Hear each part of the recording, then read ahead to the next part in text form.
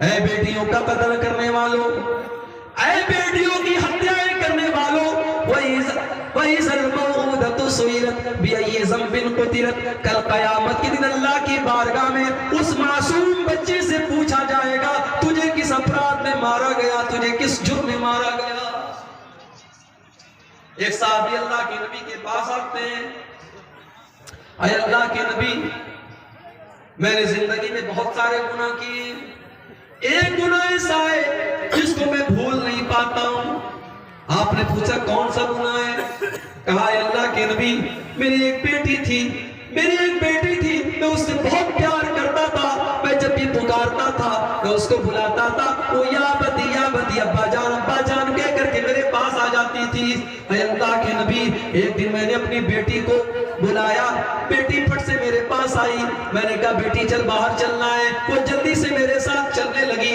मैं घर से कुछ दूर गया, कुछ फासले पर गया, एक कुएं के पास पहुंचा, और अल्लाह के नबी, मैंने अपने समाज के तानों को सुन करके मेरे कान पक चुके थे।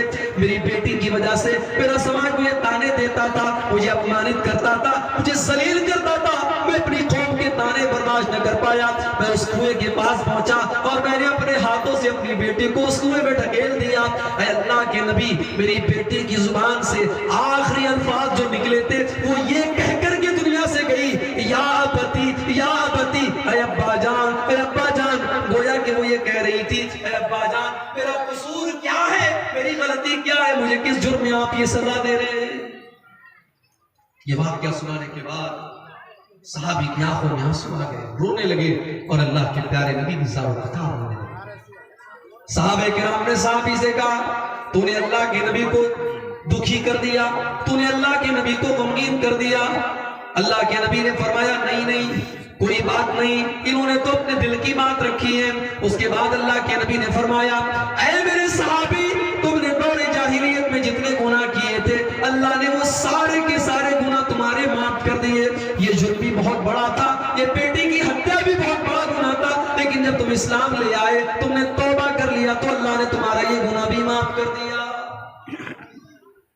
ये है इस्लाम, जिसने आपको जीने का हक दिया है मेरे मोहब्बत। और अल्लाह ने अपने नबी को 4 बेटियों से नवाजा था। अगर बेटी बोझ होती, अगर बेटी कलंक होती, अगर बेटी की परवरिश के ऊपर बाप को खुश नहीं होना चाहिए, तो मेरे नबी को तो ज्यादा खुश नहीं होना चाहिए।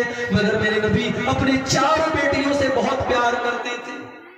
आपने तो यहां तक फरमाया, मन आला जारियतैनि हत्ता तबलुगा, जिसने 2 बेटियों की परवरिश की वो कयामत के दिन इस हाल में आएगा, अना व हुवा कहातैन। आपने अपनी दोनों उंगलियों से इशारा करके फरमाया कि जैसे ये दोनों उंगलियां एक दूसरे के साथ मिली हुई हैं, वो कयामत के दिन मेरे साथ रहेगा।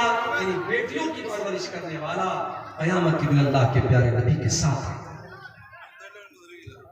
यहां तक अल्लाह के नबी ने फरमाया, मनिबतुलिया मिन हाज़िहिल बनाति शैया, जिसको अल्लाह बेटी देकर के आजमाता है और इस इम्तिहान में वो खरा उतर जाता है, कुन्ना लहू सित्रम मिनन नार, तो ये बेटियां अपने माँ बाप को जहन्नम की आग से बचाती हैं।